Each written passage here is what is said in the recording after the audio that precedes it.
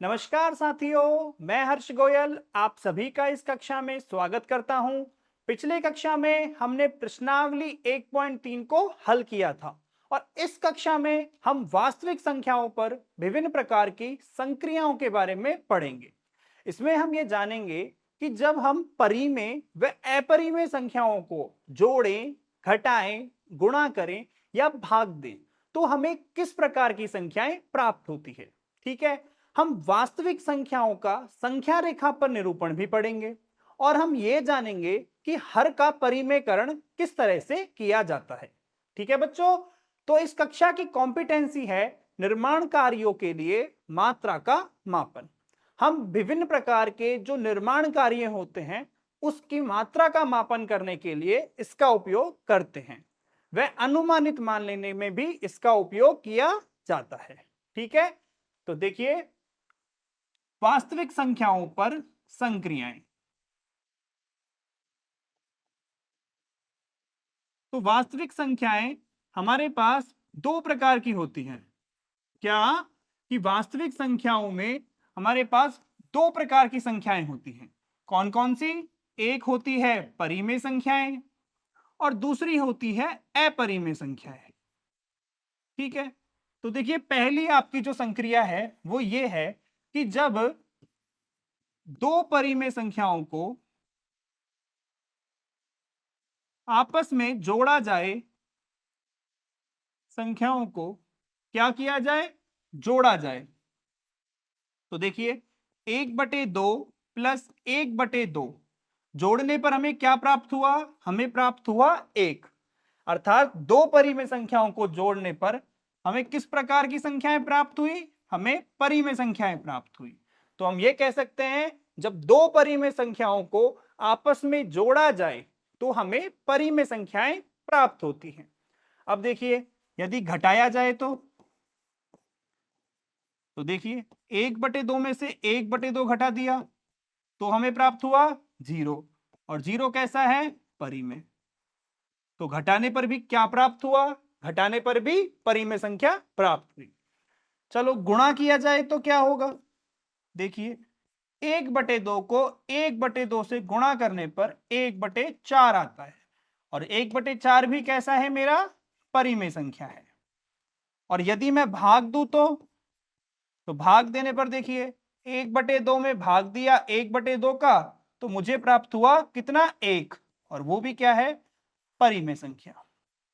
ठीक है, इसका मतलब क्या हुआ कि जब दो परिमेय संख्याओं को आपस में जोड़ा जाए, घटाया जाए, गुणा किया जाए या फिर भाग दिया जाए तो हमें हमेशा परिमेय संख्याएं प्राप्त होती हैं। ठीक है, दो परिमेय संख्याओं को जोड़ने पर, घटाने पर, गुणा करने पर, भाग करने पर हमेशा परिमेय संख्याएं प्राप्त होती हैं। ठीक है, अब देखिए आपकी अगली संक्रियाएं। पहले वाले में हमने दो परिमेय संख्याओं को लिया था। अब देखिए यदि मैं एक तो लूं परिमेय संख्या, ठीक है, वह दूसरी लूं मैं अपरिमेय, वह दूसरी मैंने क्या ली है? अपरिमेय। तब क्या होगा? तो देखिए क्या कर रहे हैं, सबसे पहले जोड़ते हैं। सबसे पहले तो आपने लिया है, एक लिया है आपने परिमेय, तो परिमेय हो गया हमारा एक और एक आपने लिया है अपरिमेय, अपरिमेय हो गया मेरा √2। तो देखिए √2 का वैल्यू होता है 1.414 और ये इस तरह से आपके अनंत तक जाता है। ठीक है, तो यदि मैं जोड़ दूंगा तो 2.414 अनंत तक। ये किस प्रकार की संख्या है? अनवसानी अनावर्ती, और अनवसानी अनावर्ती है तो ये एक अपरिमेय संख्या है। इसका मतलब यदि मेरे पास एक परिमेय संख्या हो और दूसरी अपरिमेय संख्या हो तो मेरा जोड़ने पर क्या आएगा? जोड़ने पर हमेशा अपरिमेय संख्या ही आएगी। ठीक है, और यदि मैं घटाऊं तो देखो घटाने पर क्या होगा? दो में से अगर मैं √2 घटा दूं तो दो में से कितना घटा दूंगा? 1.414 और अनंत तक। तो ये भी किस प्रकार की संख्या आएगी? अनवसानी अनावर्ती, और ये किस प्रकार की संख्या हो जाएगी फिर? अपरिमेय संख्या। तो इसका मतलब क्या हुआ कि जब हम एक परिमेय संख्या ले और दूसरी ले अपरिमेय संख्या और उनको आपस में जोड़ें या घटाएं, तो हमें हमेशा किस प्रकार की संख्या प्राप्त होगी? हमें हमेशा अपरिमेय संख्या प्राप्त होगी। कैसी संख्या प्राप्त होगी बच्चों? अपरिमेय संख्या प्राप्त होगी। ठीक है, अब देखिए यदि मैं गुणा और भाग करूं तो, यदि मैं गुणा करूं और भाग करूं, तब देखो गुणा कर देता हूं, चलो एक हो गया मेरा 2 और एक हो गया मेरा √2। तो देखिए 2 गुणा 1.414 और गुणा करने पर भी किस प्रकार की संख्या प्राप्त होगी आपकी? देखो गुणा करेंगे तो 2.818 इस तरह से। तो ये भी किस प्रकार की होगी? ये भी हमारी एक अपरिमेय संख्या होगी। और यदि मैं भाग दूंगा तो देखिए 2 में भाग दे दीजिए आप, एक काम करो √2 का, तो 2 को लिख सकते हैं √2 गुणा √2 और ये हो गया √2। तो कितना आ गया ये आपका? √2। तो भाग देने पर भी आपकी अपरिमेय संख्या। तो क्या पता लगा हमें? जब दो संख्याएं जिनमें से एक परिमेय हो व दूसरी अपरिमेय हो, तो उनका जोड़ करें और घटाएं, तब तो हमेशा अपरिमेय संख्या प्राप्त होती है। और यदि गुणा करें और भाग करें तो किस प्रकार की हो रही है? अपरिमेय संख्या। लेकिन आप लोग मुझे एक बात बताएं, यदि मैं परिमेय संख्या की जगह ले लूं 0 और अपरिमेय की जगह ले लूं √2, तो इनका गुणा करने पर कितना आया? 0। और 0 कैसी है? परिमेय। और भाग दू तो देखो 0 में अगर मैं √2 का भाग दू तो भी मेरा कैसा आ गया? 0 आ गया। तो इससे हमें क्या पता लगा? इससे हमें यह पता लगा कि भाई हमारे पास जो परिमेय संख्या है ना, वो 0 नहीं आनी चाहिए। परिमेय संख्या हमारी 0 नहीं होनी चाहिए। अगर हमारी परिमेय संख्या 0 हो गई तो किस प्रकार की संख्या आएगी गुणा करने पर? परिमेय संख्या आएगी। इसका मतलब क्या हुआ? जब हम ले रहे हैं एक परिमेय व दूसरी अपरिमेय, तो इसमें क्या कंडीशन आ गया? इसमें यह कंडीशन आ गया कि हमारी जो परिमेय संख्या है वो कैसी होनी चाहिए? गैर शून्य होनी चाहिए। इसका मतलब परिमेय संख्या 0 नहीं आनी चाहिए, हमेशा एक नॉन जीरो गैर शून्य संख्या आनी चाहिए। ठीक है, तो क्या पढ़ा हमने कि यदि हम दो संख्याएं लें जिनमें से एक हो परिमेय और दूसरी हो अपरिमेय, तो जोड़ने पर और घटाने पर तो हमेशा क्या प्राप्त होगा? अपरिमेय संख्या। लेकिन यदि हम गुणा और भाग करें तो इसमें एक कंडीशन आती है कि जो हमारी परिमेय संख्या है वो 0 नहीं होनी चाहिए। कैसी होनी चाहिए? एक नॉन जीरो होनी चाहिए। ठीक है, देखिए अगला। अब तक हम ले रहे थे कितने? दो परिमेय, एक अपरिमेय और एक परिमेय। यदि हम दोनों संख्याओं को अपरिमेय ले तो, यदि दो अपरिमेय संख्याएं हो तो देखिए क्या क्या होगा। जोड़े तो जोड़े देखिए आप, √2 प्लस √3, 1.414 और 1.732 और डॉट डॉट डॉट, और ये कितना हो गया आपका? 1.414 और अनंत तक। तो ये जुड़ने पर कितना हो जाएगा? जुड़ने पर आपकी एक अपरिमेय संख्या आ जाएगी। ठीक है, तो इससे क्या पता लगा कि जब हम दो अपरिमेय संख्याओं को आपस में जोड़ते हैं तो हमें हमेशा अपरिमेय संख्या प्राप्त होती है। लेकिन एक बात बताओ, क्या हमेशा अपरिमेय संख्या प्राप्त होगी? भाई कुछ और भी प्राप्त हो सकता है। तो देखो, अगर मैं √2 में माइनस का √2 जोड़ दूं, क्या किया है मैंने? √2 में माइनस का √2 जोड़ दिया है, तो मेरे पास किस प्रकार की आएगी? देखो 0। और 0 कैसी होती है? 0 भाई साहब हमारी परिमेय संख्या होती है। और अगर परिमेय आ गया तो इसका मतलब क्या हुआ कि दो अपरिमेय संख्याओं को जोड़ने पर आपको परिमेय भी प्राप्त हो सकता है और आपको अपरिमेय भी प्राप्त हो सकता है। ठीक है, और अगर घटाएं तो देखो घटा देंगे तो √3 में से √2 और √2 में से √2, तो √2 में से √2 करने पर परिमेय, क्योंकि 0 आ गया ना, और ये कितना आ गया हमारा अपरिमेय। तो देखिए, दो अपरिमेय संख्याओं को जोड़ने पर भी परिमेय भी आ सकता है और अपरिमेय भी आ सकता है, और घटाने पर भी परिमेय भी आ सकता है और अपरिमेय भी आ सकता है। ठीक है, अब देखिए अगर गुणा और भाग करें तो देखो, √2 को मैंने गुणा कर दिया किससे, √3 से। ठीक है, और एक मैंने कर दिया √2 को √2 से। तो बताओ मुझे, √2 गुणा √2 2 होता है, और ये एक परिमेय संख्या है। और √2 और √3 कितना होता है, √6 होता है, और ये कैसी है, एक अपरिमेय। ठीक है, और भाग दें तो देखो, √2 में भाग दिया हमने कितने का, √2 का, कितना आया, 1। कैसी हो गई, अपरिमेय। कैसी हो गई, ये आपकी परिमेय हो गई।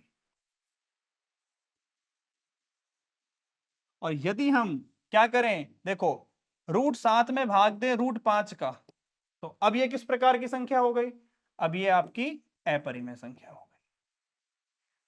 तो बताओ हमें क्या पता लगा, हमें इस सबसे ये पता लगा कि जब हमारे पास दो अपरिमेय संख्याएं हो तो उनका जोड़ लगे, भाग दें, गुणा करें या उन्हें घटाएं, हमें परिमेय भी प्राप्त हो सकती है और अपरिमेय भी प्राप्त हो सकती है। ठीक है, तो हमने 4 नियम पढ़े। क्या क्या पढ़ा, देखो, पहले में सबसे पहले हमने पढ़ा दो परिमेय। तो यदि दो परिमेय हुआ तो जोड़ करें, गुणा करें, भाग करें या घटाएं, हमेशा क्या प्राप्त होगा, हमेशा परिमेय प्राप्त होगा। ठीक है, दूसरा पढ़ा एक परिमेय और कितना, एक अपरिमेय। इसमें क्या प्राप्त हो रहा था, इसमें हमेशा अपरिमेय प्राप्त हो रहा था। जोड़, गुणा, भाग, माइनस, कुछ भी करो, क्या प्राप्त होगा, अपरिमेय। बस एक शर्त याद रखनी है कि गुणा व भाग करते वक्त जो परिमेय है वो गैर शून्य परिमेय होना चाहिए, गैर शून्य परिमेय। ठीक है, और जब हम क्या करें, दो अपरिमेय संख्याओं को ले तो क्या आएगा, दो अपरिमेय संख्याओं को जोड़ने पर, घटाने पर, गुणा करने पर व भाग करने पर कैसा प्राप्त हो सकता है हमें, या तो परिमेय प्राप्त होगी या फिर अपरिमेय प्राप्त होगी, आपके कुछ भी प्राप्त हो सकती है। ठीक है बच्चों, तो 4 संक्रियाएं थी हमारी, चारों की चारों हो गई यहाँ पे क्लियर। अब देखिए आप, पहला क्या था कि दो परिमेय संख्याओं का योग, अंतर, गुणनफल व भागफल क्या होगा, परिमेय होगा। जब हम दो परिमेय संख्याओं को जोड़ें, घटाएं, गुणा करें या भाग दें तो हमें हमेशा परिमेय संख्या ही प्राप्त होगी। ठीक है, दूसरा देखिए, यदि हम किसी परिमेय संख्या को किसी अपरिमेय संख्या के साथ जोड़ें या घटाएं तब हमें हमेशा कौन सी संख्या प्राप्त होती है, हमें हमेशा अपरिमेय संख्या प्राप्त होती है। देखिए, दो हमारी हो गई एक परिमेय संख्या, √3 हो गई एक अपरिमेय संख्या, तो इनका जोड़ हो गया 2 + √3 और इनका माइनस हो गया 2 - √3। तो किस प्रकार की संख्या है, दोनों एक अपरिमेय संख्या है। अर्थात अगर यदि आपके पास एक संख्या परिमेय हो व दूसरी संख्या अपरिमेय हो तो उनका जोड़ने पर या घटाने पर हमें हमेशा किस प्रकार की संख्याएं प्राप्त होती है, अपरिमेय संख्याएं प्राप्त होती हैं। तीसरा देखिए, यदि हम एक गैर शून्य परिमेय संख्या, हमने बताया था कि जब गुणा व भाग करते हैं तो हमारी परिमेय संख्या गैर शून्य होनी चाहिए, 0 नहीं होनी चाहिए, क्योंकि यदि हमारी परिमेय संख्या 0 हो गई तो फिर क्या होगा, हमें अपरिमेय प्राप्त नहीं होगा। ठीक है, देखिए, 3 एक परिमेय संख्या है और √5 एक अपरिमेय संख्या है, तो 3√5 और 3/√5 ये किस प्रकार की हो गई, एक अपरिमेय संख्या हो गई। ठीक है, और चौथा देखिए, जब हम दो अपरिमेय संख्याओं को लें और उनका जोड़ करें, घटाएं, गुणा करें या भाग करें तो हमें परिमेय भी प्राप्त हो सकती है और अपरिमेय भी प्राप्त हो सकती है। उदाहरण देख लीजिए, √2 में √2 को जोड़ा, 2√2 आ गया, तो ये हो गया अपरिमेय।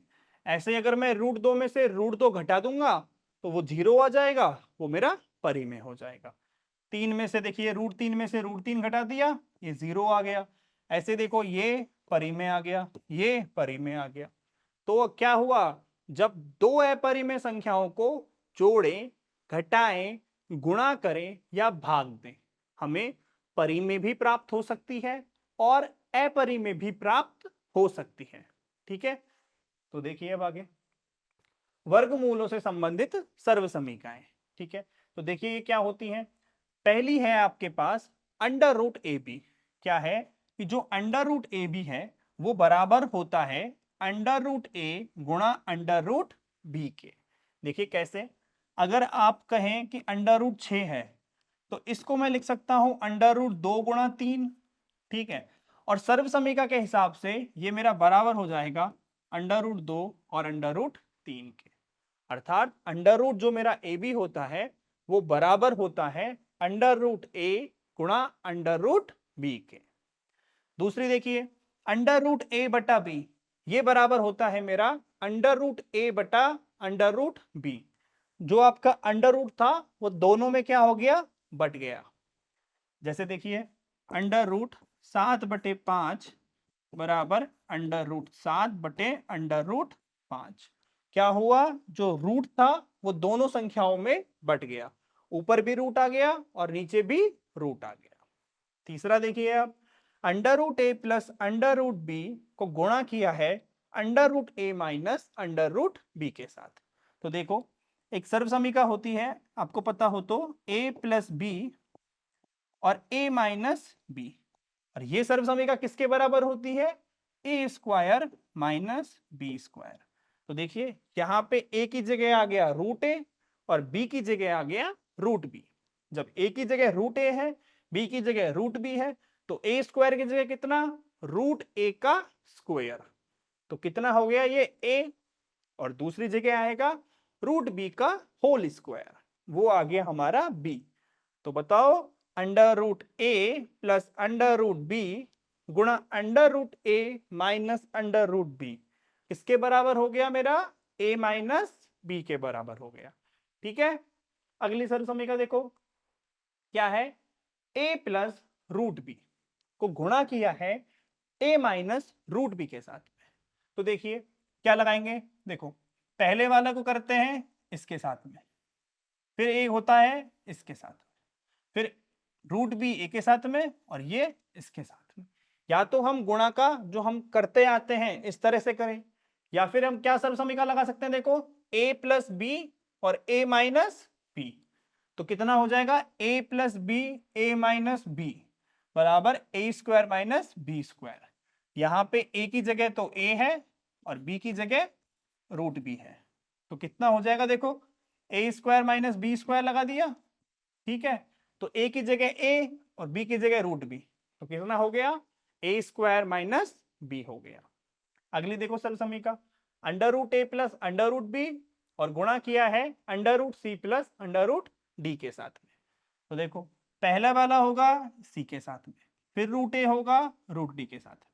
तो देखिए जब √A का गुणा करेंगे √C के साथ में तो सर्वसमीका लगाओ पहली वाली, कितना हो जाएगा ये आपका √AC। तो कितना हो गया ये आपका √AC। फिर जब √A को √D के साथ में गुणा करेंगे तो ये हो जाएगा आपका √AD। ठीक है, फिर देखिए √B को √C के साथ में गुणा करेंगे तो ये आपका हो जाएगा √BC, और जब √B को √D के साथ में गुणा करेंगे तो ये आपका हो जाएगा √BD।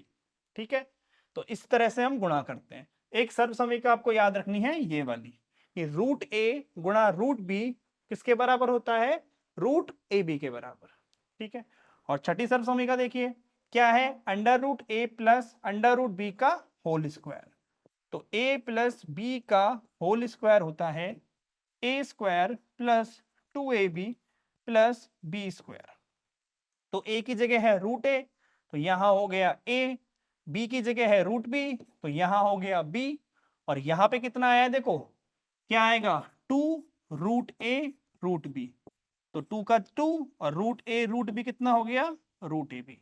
तो यहां पे कितना आ गया हमारा a plus 2 root A B plus B.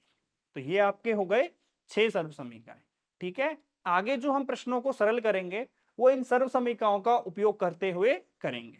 ठीक है, ठीक है। तो अब देखिए आप, ये हो गए आपके सर्व समीकरण। अब हम ये देखेंगे कि वास्तविक संख्याओं का संख्या रेखा पर निरूपण हम किस तरह से करते हैं। क्या दिख रहे हैं हम, वास्तविक संख्याओं का संख्या रेखा पर निरूपण। तो देखिए कैसे करते हैं। देखिए आपको क्या करना है, कोई भी आपको वास्तविक संख्या दे दी है और उसका आपको संख्या रेखा पर निरूपण करना है।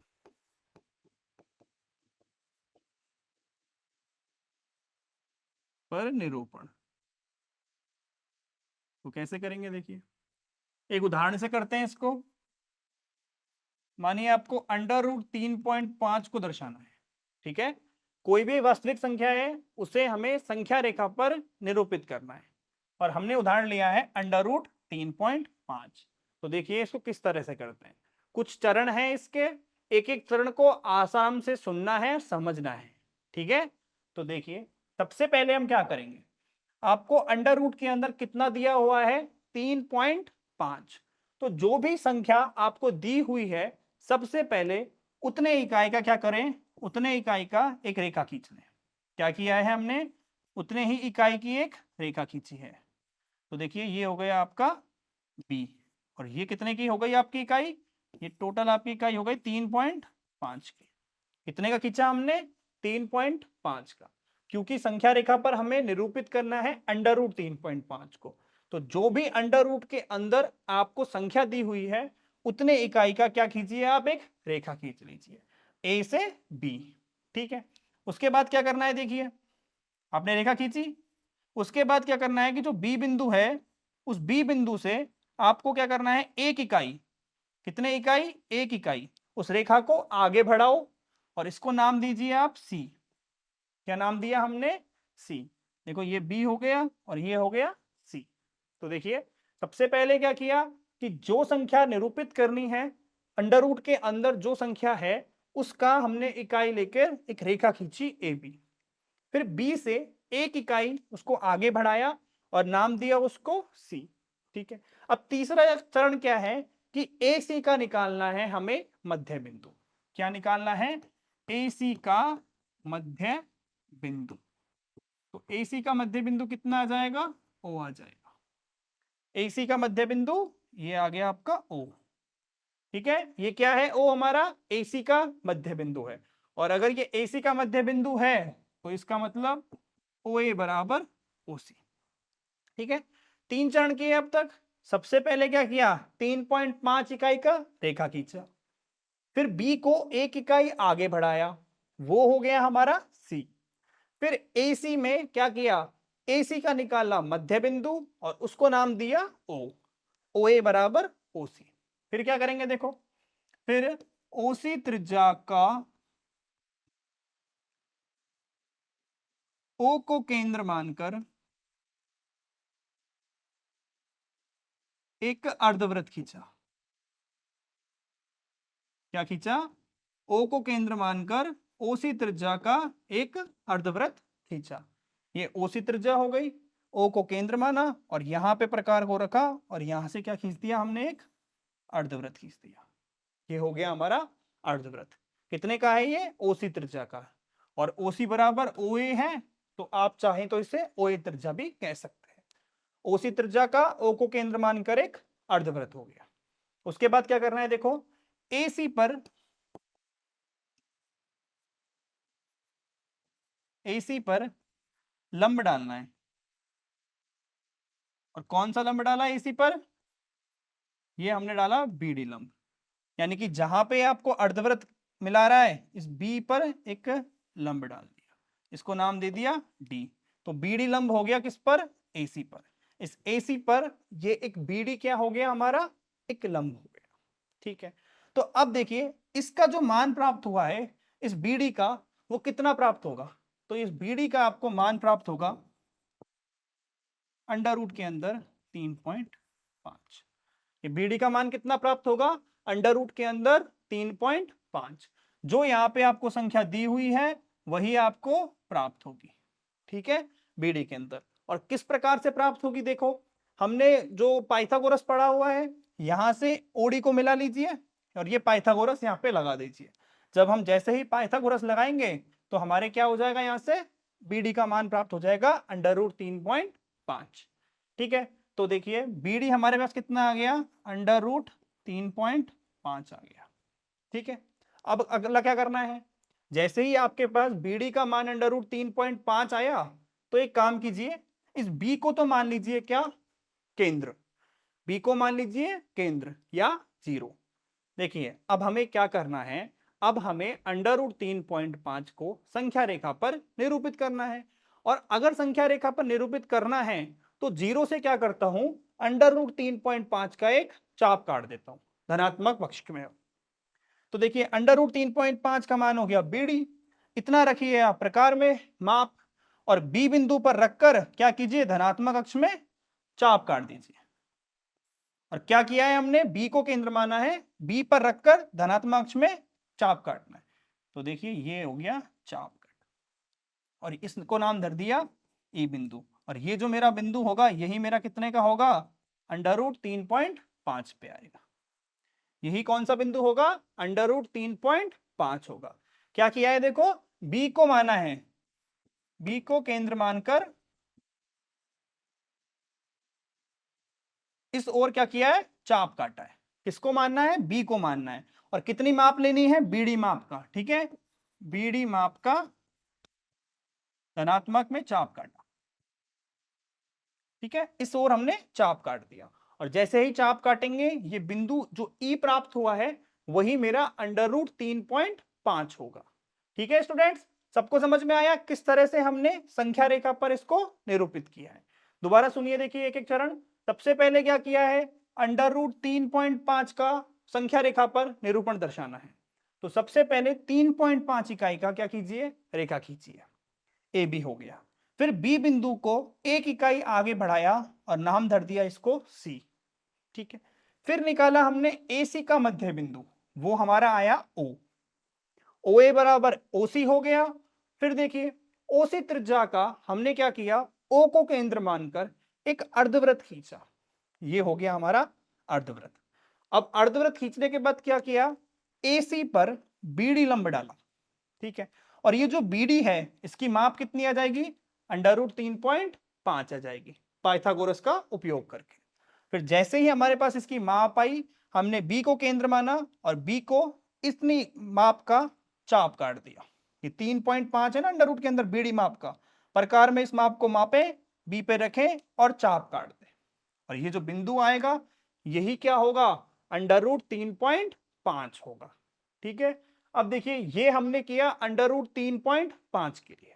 अब अगर ये किसी भी वास्तविक संख्या के लिए है तो किस प्रकार देखेंगे, देखिए हमने अंडर रूट x मान लिया एक अपरिमेय संख्या। क्या करना है, देखो हमारे चरण है, कोई भी बिंदु A लीजिए और AB पर x इकाई की एक रेखा खींचिए। सबसे पहले क्या किया था हमने, x इकाई की रेखा यहां पे 3.5 की खींची थी, यहां पे अंडर रूट x है तो x इकाई की खींचती। फिर देखिए क्या किया है, AB को बिंदु C तक इस प्रकार बढ़ाइए कि BC बराबर 1 इकाई। हमने यहां से B को C तक 1 इकाई आगे बढ़ाया। फिर देखिए आप AC का मध्य बिंदु O हो गया और O को केंद्र मानकर उसी त्रिज्या का एक अर्धवृत्त खींचा। क्या किया हमने, O को केंद्र मानकर उसी त्रिज्या का अर्धवृत्त खींचा। फिर देखिए B से AC पर एक लंब डालेंगे और वो लंब कितना होगा, BD होगा, जो D को प्रतिच्छेद करेगा। ठीक है, लंब डाल दिया BD, और उसके बाद BD की लंबाई कितनी प्राप्त हो जाएगी, अंडर रूट x। उदाहरण में हमें कितनी प्राप्त हुई थी, अंडर रूट 3.5। तो जिस संख्या को भी हम निकाल रहे हैं वही संख्या की लंबाई हमें प्राप्त हो जाएगी। और लास्ट में क्या करेंगे, देखिए लास्ट में क्या करेंगे, बी को केंद्र मानकर इस बीडी माप का एक धनात्मक साइड में चाप काटेंगे। तो बीडी को त्रिज्या और मूल बिंदु को केंद्र मानकर, मूल बिंदु कौन सा हो जाएगा, ये बी हो जाएगा, इसको केंद्र माना और चाप काट दिया धनात्मक पक्ष को, और क्या प्राप्त होगा, √x प्राप्त होगा। इस तरह से हम किसी भी वास्तविक संख्या को संख्या रेखा पर दर्शाते हैं। ठीक है बच्चों, सबको समझ में आया किस तरह से करना है। और ये ध्यान रखना कि ये जो अंडर रूट के अंदर x है, x हमेशा धनात्मक होता है, क्योंकि अगर अंडर रूट के अंदर -2 ले लिया तो ये तो वास्तविक संख्या ही नहीं होगी फिर। ठीक है, तो ये जो हमेशा अंडर रूट के अंदर संख्या है वो धनात्मक होती है। ठीक है, अब देखिए आप हर का परिमेयकरण किस तरह से करते हैं। देखो हर का परिमेयकरण होता क्या है, सबसे पहले तो ये चीज समझें। मान के चलिए आपके पास कोई संख्या है हर में 1/√2। तो अब आप मुझे बताइए यहां पे हर में जो संख्या है वो किस प्रकार की है, वो एक अपरिमेय संख्या है। तो यदि अब मैं हर में जो ये अपरिमेय संख्या है इसको परिमेय संख्या में परिवर्तित कर दूं तो वही मेरा क्या होगा, हर का परिमेयकरण होगा। कि हर में जो अपरिमेय संख्या है उसको परिमेय संख्या में परिवर्तित करना ही हर का परिमेयकरण है। और किस प्रकार से करते हैं देखिए, अब 1/√2 को मुझे परिवर्तित करना है तो कैसे करूंगा, देखो अगर 1/√2 को करना है तो देखो 1/√2, तो अंश व हर में √2 का गुणा कर दीजिए। किस प्रकार से होगा, देखो √2/2, तो ये अपरिमेय थी और ये हो गई परिमेय। क्या किया मैंने, देखिए हर में था मेरा अपरिमेय संख्या √2 और √2 का ही मैंने ऊपर नीचे कर दिया गुणा। अगर यही मेरा √3 होता तो √3 का ऊपर नीचे गुणा। अब मान के चलिए आपके पास इस प्रकार की संख्या प्राप्त हो 2 + √3, तो अब आप हर में और अंश में किस संख्या से गुणा करेंगे। देखो हमें पता है कि हर में जो संख्या होती है हम उसका अंश व हर में गुणा करते हैं। तो यहां तो गुणा कर दिया, यहां तो परिवर्तित होके कितना आ गया, यहां तो परिवर्तित होके परिमेय आ गया। लेकिन अब मुझे बताओ मैं 1/2 + √3 में किस संख्या से गुणा करूं, अंश व हर में। तो देखो यदि मैं 1/2 + √3 में 2 + √3/2 + √3 का गुणा करूं तो ऊपर तो रहेगा 2 + √3, लेकिन हर परिमेयकरण क्या है कि हर में जो अपरिमेय संख्या है वो आपकी परिमेय संख्या में चेंज होनी चाहिए। तो देखिए ये कितना हो जाएगा, 2 दूनी 4, √3 का स्क्वायर 3 और 2 दूनी 4, तो ये हो गया आपका 4√3। तो बताओ ये संख्या कैसी है, ये हो गई आपकी 2 + √3/7 + 4√3। और किस प्रकार की संख्या है, ये एक अपरिमेय संख्या है। और यदि अपरिमेय है तो फिर तो परिमेयकरण हुआ ही नहीं। परिमेयकरण का मतलब क्या है कि हर में जो अपरिमेय होगा वो परिमेय में परिवर्तित होगा। इसका मतलब 2 + √3 से गुणा नहीं कर सकते, और अगर 2 + √3 से गुणा नहीं कर सकते तो किससे करेंगे, देखिए 2 - √3। जब भी इस प्रकार की संख्या हो जहां पे बीच में प्लस आ रहा हो तो उसको परिवर्तित कर दीजिए माइनस में, और यदि माइनस आ रहा हो तो उसको परिवर्तित कर दीजिए प्लस में। क्या करना है, देखो हर में यदि प्लस आ रहा हो तो माइनस से गुणा, और अगर माइनस आ रहा हो बीच में तो प्लस करके गुणा। तो देखिए 2 - √3 का हो जाएगा 2 - √3, और नीचे कितना हो जाएगा, 2 दूनी 4, 2 का स्क्वायर माइनस √3 का स्क्वायर, तो कितना आ गया ये 2 माइनस के √3 और 4 - 3, तो 2 - √3/1। तो देखिए हर था कितना अपरिमेय, अब हो गया ये परिमेय, और यही हमारा क्या होता है, हर का परिमेयकरण होता है। ठीक है, यही क्या होता है, हमारा हर का परिमेयकरण होता है। ठीक है, अब देखिए इसके कुछ उदाहरण करते हैं हम। जांच कीजिए 7√5, 7/√5, √2 + 21 और π-2 कि अपरिमेय है या नहीं है। तो हमें बस ये चेक करना है कि ये जो संख्याएं हैं क्या वो अपरिमेय है या नहीं है। तो हमें हमारी संक्रियाएं याद रखनी है। हमने पढ़ा था ना परिमेय संख्याओं व अपरिमेय संख्याओं पर संक्रियाएं। तो देखिए पहली संख्या लेते हैं हम 7√5। जिसे हम लिख सकते हैं 7 गुणा √5। तो बताएं 7 कैसी है? परिमेय संख्या। और √5 किस प्रकार की संख्या है? अपरिमेय संख्या। तो क्या पढ़ा था हमने? जब एक गैर शून्य परिमेय संख्या को अपरिमेय संख्या के साथ गुणा किया जाता है तो किस प्रकार की संख्या प्राप्त होती है? हमें अपरिमेय संख्या प्राप्त होती है। तो 7√5 कैसी हो गई? एक अपरिमेय संख्या हो गई। अगली देखिए 7/√5। 7 कैसी है? परिमेय। और √5 किस प्रकार की है? अपरिमेय। तो जब परिमेय संख्या में अपरिमेय संख्या का भाग दिया जाता है तो किस प्रकार की संख्या प्राप्त होगी? देखो, परिमेय है हमारी गैर शून्य, तो परिमेय में अपरिमेय का भाग देने पर हमें प्राप्त होती है अपरिमेय। तो बताओ 7√5, 7/√5 किस प्रकार की संख्या हो गई? अपरिमेय संख्या हो गई। अगली देखिए संख्या आप, कौन सी है अगली? √2 + 21। तो √2 + 21, तो बताओ √2 कैसी है? अपरिमेय। और 21 किस प्रकार की है? 21 है हमारी परिमेय। तो बताएं जब अपरिमेय में परिमेय जुड़ती है तो अपरिमेय संख्या। सिर्फ 4 संक्रिया याद रखनी है बस, और कुछ भी नहीं है। आप आराम से बता सकते हैं कौन सी आपकी परिमेय है और कौन सी आपकी अपरिमेय है।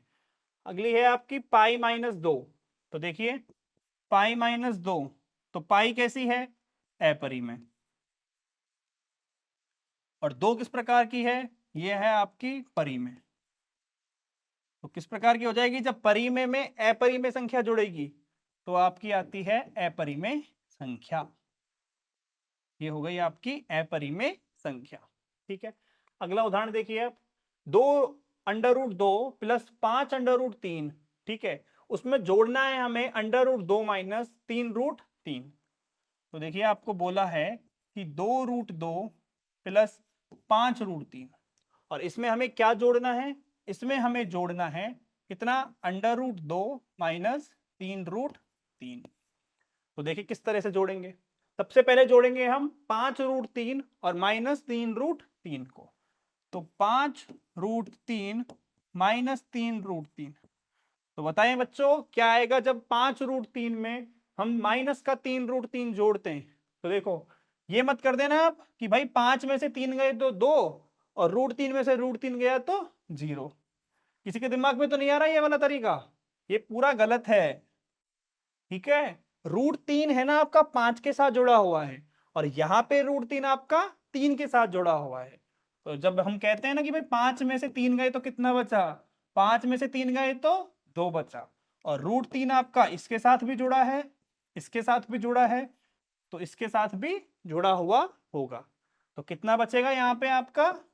2√3। और 2√2 + √2 करने पे कितना आएगा? देखो, 2√2 और प्लस का √2।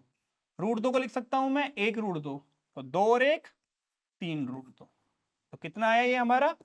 3√2। एक चीज ध्यान रखनी है, √2 वाली संख्याएं √2 वाली संख्याओं के साथ, √3 वाली √3 वाली के साथ, और यदि अगर आगे भी इस प्रकार की संख्या हो जैसे √5 हो तो √5 वाली √5 के साथ, सेम वाली सेम वालों के साथ जाएंगी। ठीक है, तो इनका जोड़ करने पे कितना आ गया? 3√2 + 2√3 आ गया। ये मत करना, बस ये चीज ध्यान रखना कहीं आप गलती से ये कर दें कि 5√3 में से 3√3 गया तो 0 आ गया। ये नहीं होता है। ठीक है, कि √3 में से √3 0 हो गया और 5 में से 3 2 हो गया। ठीक है, ये वाला बिल्कुल मत करना। ठीक है, ये पूरा गलत है आपका। ठीक है, एक चीज ध्यान रखना बस कि √3 यहाँ पे 2 के साथ में भी और 5 के साथ में भी जुड़ा हुआ है, तो जो जो आएगा यहाँ पे सबके साथ √3 जुड़ा होगा, यहाँ पे √2 जुड़ा हुआ है। ठीक है, अगला उदाहरण देखें। 6√5 को 2√5 को गुणा कीजिए। 6√5 को गुणा करना है 2√5 के साथ।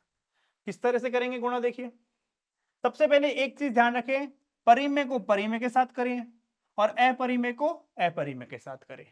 सबसे पहले हम क्या करेंगे कि जो परिमेय है ना उसको हम परिमेय के साथ गुणा करेंगे और जो अपरिमेय है उसको अपरिमेय के साथ गुणा करेंगे।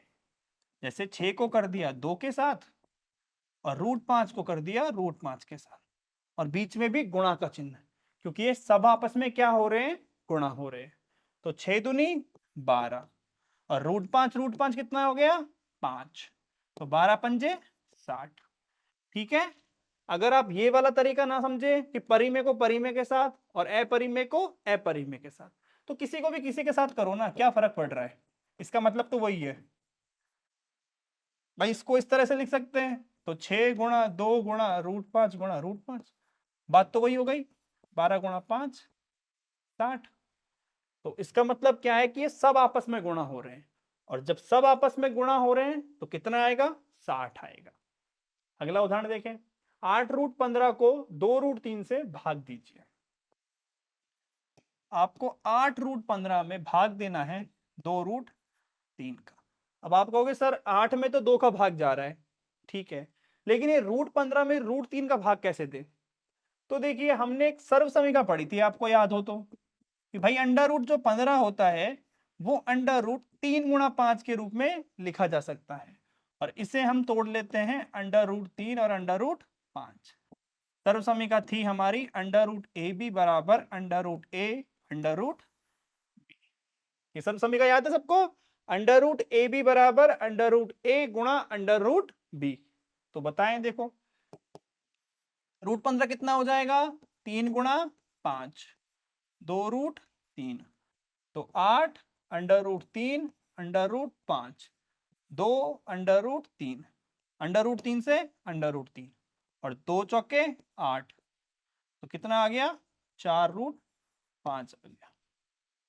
देखिए बहुत सरल है, सिर्फ एक चीज ध्यान रखनी है कि भाई अंडर रूट ए भी आपका अंडर रूट ए गुणा अंडर रूट बी होता है, सिर्फ ये चीज ध्यान रखनी है। उदाहरण देखिए 15, निम्न व्यंजन को सरल करो। सरल करना है, किस तरह से सरल करते हैं, देखो 5 प्लस √7 को गुणा करना है 2 प्लस √5 के साथ। किस तरह गुणा करेंगे, सबसे पहले क्या बताया मैंने आपको, 5 को करें 2 के साथ, फिर 5 को करें √5 के साथ, फिर √7 को करें √2 के साथ, और फिर √7 को √5 के साथ। तो कितना हो जाएगा, देखो 5 को किया 2 के साथ, प्लस 5 को किया √5 के साथ, फिर √7 को किया 2 के साथ, और फिर √7 को किया √5 के साथ। तो देखिए क्या हो जाएगा, ये 10 हो जाएगा। यहां पर 5 को जब √5 के साथ करेंगे तो ये 5√5 हो जाएगा। ये आपका 2 और √7 हो गया, और ये कितना हो जाएगा, देखो क्या दोबारा सर्व समीकरण आ गई आपकी, अंडर रूट ए गुणा अंडर रूट बी बराबर अंडर रूट ए बी बराबर अंडर रूट 7 गुणा 5। तो ये हो गया आपका 10, 5√5, 2√7 और प्लस कितना अंडर रूट के अंदर 35। ठीक है, बहुत सरल है, बस सर्व समीकरण का उपयोग करना है। जो भी सिर्फ एक सर्व समीकरण, वो कौन सी है, अंडर रूट ए बी बराबर अंडर रूट ए गुणा अंडर रूट बी। अगला उदाहरण देखिए, 5 प्लस √5 और 5 माइनस √5, कीजिए गुणा। देखो अब या तो आप इस तरह से करो कि 5 को 5 से, फिर 5 को √5 से, √5 को 5 से, या √5 को माइनस √5 से, या फिर क्या कर सकते हैं, देखो सर्व समीकरण याद करो, a प्लस रूट बी और a माइनस रूट बी किसके बराबर होती है सर्व समीकरण, a² माइनस बी के बराबर। तो a² कितना हो जाएगा, देखिए यहां पे आपका a बराबर हो जाएगा 5 और b बराबर हो जाएगा √5। तो लगाइए, देखो सर्व समीकरण, 5 का स्क्वायर माइनस √5, सॉरी b कितना है, b आपका 5 है, ये हो गया आपका कितना 5, 5 25 माइनस 5 बराबर 20 आंसर। ठीक है, सर्व समीकरण का उपयोग करना है, और अगर आपको सर्व समीकरण याद नहीं रहे तो आप गुणा भी कर सकते हैं। देखिए किस तरह से गुणा करेंगे, पहले 5 को गुणा करेंगे 5 के साथ, फिर क्या 5 का गुणा √5 के साथ, माइनस था तो माइनस लगा दिया, फिर √5 का गुणा 5 के साथ, फिर माइनस √5 का गुणा √5 के साथ। तो कितना आया देखो, ये हमारा 55 25, ये हुआ 5√5, ये हो गया 5√5 और ये माइनस के 5, 5√5 से 5√5 खत्म, 25 माइनस 5 बराबर 20। तो यहाँ भी 20 आया है और यहाँ भी 20 आया है। अगर आपको सर्वसमीका याद है तो आप इससे कर दीजिए, और अगर सर्वसमीका याद नहीं रहती है तो इससे करें। ठीक है, कोशिश करें कि सर्वसमीका का उपयोग करके किया जाए ये चीज। ठीक है, अगला देखिए, √3 प्लस √7 का होल स्क्वायर। तो बताओ √a प्लस √b का होल स्क्वायर कितना होता है सर्वसमीका? ये a plus 2√ab plus b। यहां a बराबर कितना है 3 और b बराबर कितना है 7। तो कितना आएगा बताओ, 3 प्लस 2√3 गुणा 7 प्लस 7, तो 10 प्लस 2√21। सर्वसमीका से कर दिया। और अगर सर्वसमीका याद ना हो तो क्या करेंगे, √3 प्लस √7 गुणा √3 प्लस √7 और इसको सरल कर देना। ठीक है, ट्राई यही करना है कि सर्वसमीका का उपयोग करते हुए ही सवाल को हल करें। ठीक है, पहली प्रायोरिटी यही होनी चाहिए कि सर्वसमीका से ही हम सवाल को हल करें। ठीक है, वो तो अगर आपको याद ना रहे तो इससे कर देना, पहली प्रायोरिटी हमेशा सर्वसमीका। ठीक है बच्चों, अगला देखिए, √11 प्लस √7 गुणा करना है √11 माइनस √7। तो ये आपकी सर्वसमीका हो गई √a प्लस √b और √a माइनस √b। कितना होता है ये आपका, ये हमारा a माइनस b के बराबर होता है। तो यहाँ a हो गया कितना 11, b हो गया 7, तो कितना हो गया ये 11 माइनस 7 बराबर 4। देखिए, अगर आपको सर्वसमीका याद हो तो 1 मिनट भी नहीं लगता क्वेश्चन हल करने में। ठीक है, सबको समझ में आ रही है चीजें? सर्वसमीका याद करो और 1 मिनट में भी क्वेश्चन सॉल्व कर। अगला देखें, 16 उदाहरण, 1/√2 के हर का परिमेयकरण। देखिए, परिमेयकरण कर सकते हैं। परिमेयकरण होता क्या है? सबसे पहले परिमेयकरण हर में जो अपरिमेय संख्या है उसको परिमेय संख्या में परिवर्तित करना। और किस प्रकार से बताया था मैंने आपको, जब एक ही संख्या हो तो अंश व हर में उसी संख्या से गुणा करें। तो √2 बटे ये √2 गुणा √2 करने पर 2 आ गया। अपरिमेय संख्या चेंज हो गई आपकी परिमेय संख्या में, यही होता है आपका हर परिमेयकरण। अगला देखिए उदाहरण, 1/2 प्लस √3 के हर का परिमेयकरण। देखो कैसे करेंगे। मैंने आपको एक चीज बताई थी, जब भी आपको हर में प्लस का साइन मिले दो संख्याओं के बीच में, किसका मिला है प्लस का, तो हम किससे गुणा करेंगे, उन्हीं दो संख्याओं के बीच में माइनस का चिन्ह लगाएंगे और अंश व हर में गुणा कर देंगे। तो ये हो गया मेरा 2 माइनस के √3 और यहां मेरी लग गई सर्वसमीका a प्लस √b और a माइनस √b। कितनी होती है वो, a² माइनस b। तो कितना हो गया ये आपका 2 माइनस √3 बटे 4 माइनस 3 बराबर 2 माइनस √3। हर में कितना आ गया, परिमेय आ गया, 1 आ गया।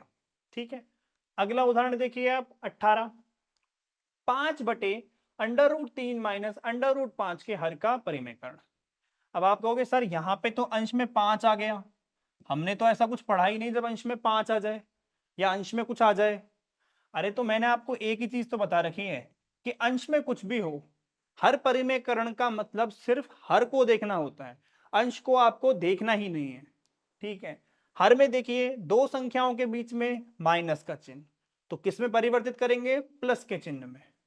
तो संख्या को ऐसे के ऐसे लिख दिया और इसको अंश में हर में गुणा कर दिया, √3 प्लस √5 √3 प्लस √5।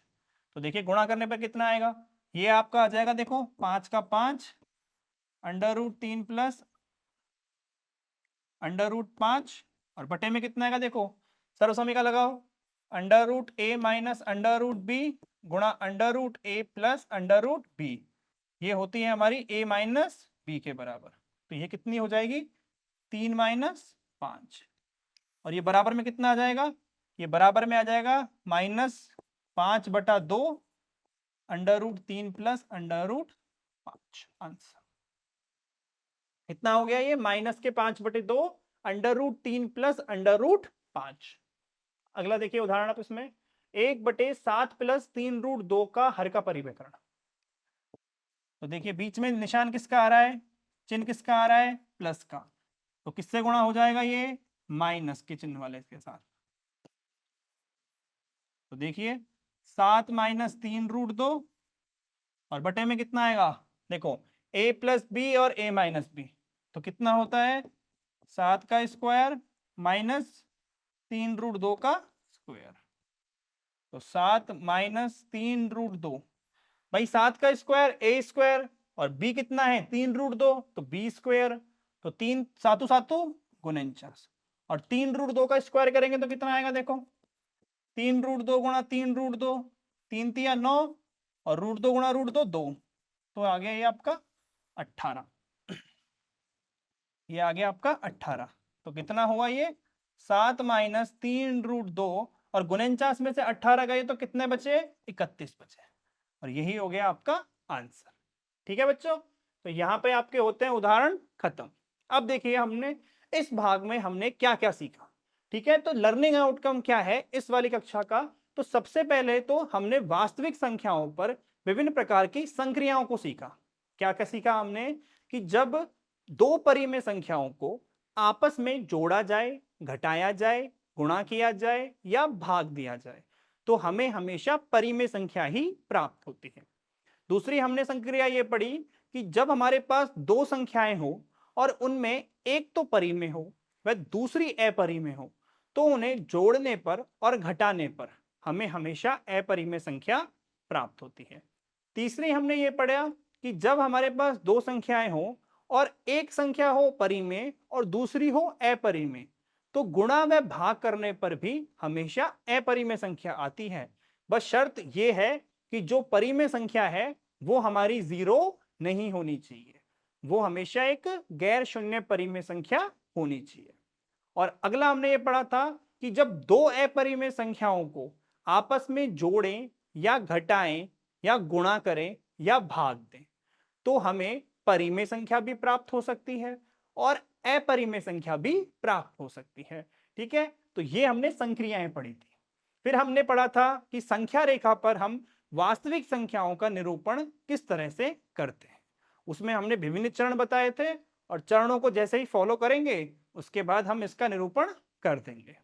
फिर हमने बताया कि भाई हर का परिमेयकरण किस तरह से किया जाता है। हर के परिमेयकरण में क्या शर्त बताई थी कि यदि हर में क्या हो, प्लस का चिन्ह हो तो उसे माइनस में बदल के अंश व हर में गुणा करते हैं।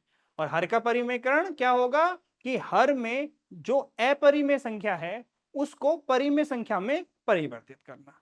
ठीक है, और एक हमने पढ़ा था वास्तविक संख्याओं के विभिन्न प्रकार की सर्वसमीकाएं, जिसमें हमने 6 सर्वसमीकाओं के बारे में बताया था, जिसमें से सबसे महत्वपूर्ण कौन सी है कि √a गुणा √b बराबर होता है √ab के। ठीक है बच्चों, तो ये हो गया आपका लर्निंग आउटकम। अब इसका मूल्यांकन करते हुए कुछ प्रश्नों को हल करते हैं। पहला प्रश्न है √3 + √2 को गुणा करना है हमें √3 + √2 के साथ।